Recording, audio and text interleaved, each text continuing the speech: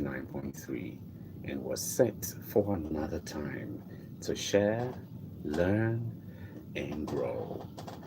So, once again, welcome and hope you are ready. Hope you had a beautiful day. If you didn't, not to worry, not to worry. All right. It's just a matter of getting yourself set again. If you had, probably some things you were looking out to get, someone told you no. Well, let me say to you that you need to make no your vitamin. What does that mean? You know what vitamins are? They nourish the body, right?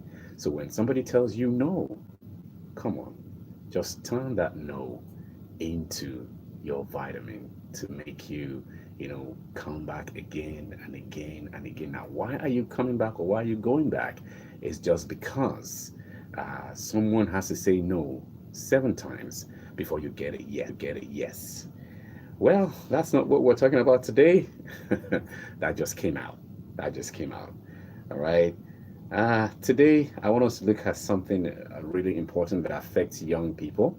And it's not far fetched. It's, I get a lot of questions when I go to speak, at probably a church or a relationship seminar. I get questions like, how do I find the right person? How do I know that right person? Everybody wants to be with the right person. Everybody wants to be with the right spouse. And over time, we've been, told a lot of things about how to, get the right person, how to be with the right person, how to know the right person in a relationship. I'm talking about spouse now. I mean, one of them is growing up. They tell you need to pray for the will of God in marriage. The will of God in marriage. Now I'll get back to that. But the truth is, a lot of questions I get regularly when I speak with people. I get questions like, how do I know he is the right one for me? How do I know she is the right one for me? How do I know? I like to say at this juncture that there are 4 relationship possibilities. There are 4 relationship possibilities. Now, your relationships are probably going to be one of these 4 possibilities. And what are they? The right person at the wrong time. hmm The wrong person at the right time. Uh-huh. The wrong person at the wrong time. Or finally, and hopefully maybe, the right person at the right time. Now, the right person but the wrong time leaves you thinking, if only I could have met them at another time. Perhaps you met such a person when you were too young, too broke, or too afraid. You end up with a lot of what ifs, and these elusive persons stay at the forefront of your mind for months. The wrong person, but at the right time, can lead to some disastrous results. This can be very painful for you if you have high romantic hopes and they have none. You may try even harder at this, at this time to make the relationship work. You put in everything. Sometimes you get wondering what is wrong with you. The real problem, of course, because the desire to settle down and get married is so strong that you tend to be less objective in your evaluation of the other person. The desire to be married takes precedence over properly evaluating the person. Now, the statement, I just want to get married, is said with such intensity and force that it's apparent that the screening apparatus has been put on neutral. Mhm.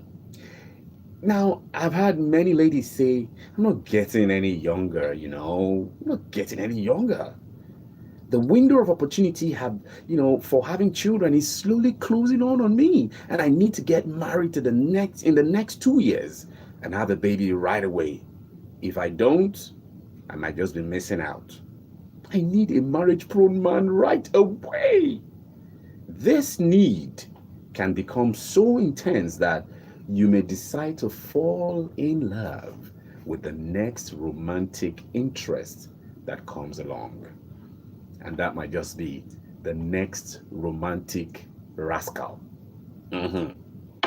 Now, several men and women that have, seen and spoken with when they were in the midst of a divorce made virtually the same statement. Whatever possessed me to marry that person? He or she wasn't really the person I was looking for. My head must have been in the clouds. I guess I just wanted to be married so bad I took the first available one. Now, for many singles, their lives seems to be a continuous pattern of the wrong person at the wrong time. It is especially difficult when there is a strong attraction to the person, but that's not the person for you. Now, fortunately, most of these relationships are short-lived unless one person hangs on, because any relationship is better than none. That's the mindset. They hang on. Say, look, any relationship is better than none. I better hold on to this. And despite what he is doing to her or what she is doing to him, they just hang on.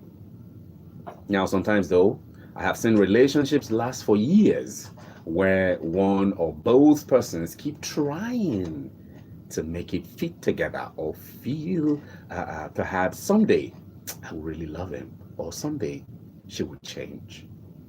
Sometimes relationships develop into lasting platonic friendship, which at least fills that need for the couple. But naturally, you want the right person at the right time. And this is possible. It's very possible. Now, what brings about the possibility is when you have been able to prepare adequately. And that is why we will go back to the 6 very important P's. That's prior, proper, preparation prevents poor performance. 6 very important P's. Prior, proper preparation prevents poor performance. And doing a self-evaluation by telling yourself that it is important to note that when the purpose of a thing is not known, abuse or misuse is inevitable. Self-evaluation is key in finding that person that you really and truly desire. Before we plunge into the plans and procedures for finding that right person, there is another factor to consider. Now, let's say you meet a prospective partner. What do you have to offer that will attract that person to you? What are your qualities, attributes, pluses, or minuses? Now, sometimes we're caught up more in finding the right person than in becoming the right one. Perhaps it will be beneficial to write a paragraph describing your marriage relationship values. That way, that may give you a better basis for making your selection. You may be wondering, what do I say about myself? Describe myself, describe who you are, especially indicating your qualities, interests, personalities, characteristics, including both positive and negative. Especially if you found out what your temperament trait is, you can say, oh, I'm a combination of a sanguine, predominant, and choleric is, recessive. And then you can mention the strong points that you have, the strength that you have, and then you can also mention your weaknesses that you are working on, that you've been working on for a while, that has made you who you are today. So you put in another way, when you place your order for a type of person you want, is your order likely to be filled? What I mean is, are you personally the type of person who will draw the kind of person you want? If you are negative and critical, what are the odds that you will attract a positive, healthy person? What are the odds? If you are positive and secure, you are more likely to attract someone like that. So cultivate what you want in a partner, first in yourself, that is what creates the ability to attract the right person that you want in your life.